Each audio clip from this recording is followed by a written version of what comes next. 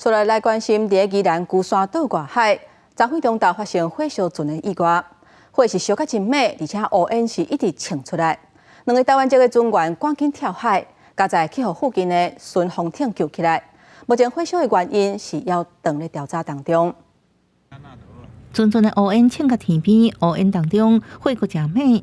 14中昼，深浦籍渔船用红鱼号伫宜兰龟山岛近花海峡作业时阵，熊熊导火。为另外一个角度看，这只导火渔船伫海面上亲像火球共款。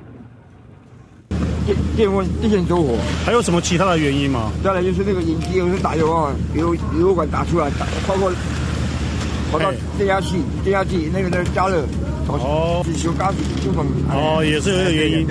代志发生时阵，台湾礁省王船长驾驶红船员马上跳海逃生，原本伫附近的巡防艇发现了后，也马上去救援，全力拍火。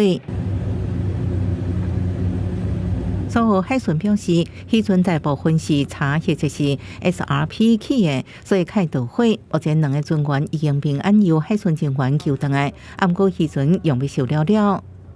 今天的12点19分，进到海域的时候有发现大量浓烟，那随即我们就过去查看，就发现这艘船跳海的时候，我们有看到，马上把他们救起来，人员都平安。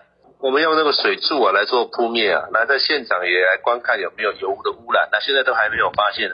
渔船伫外海小经过救援，伫下晡2点39分，总算将火势控制掉了。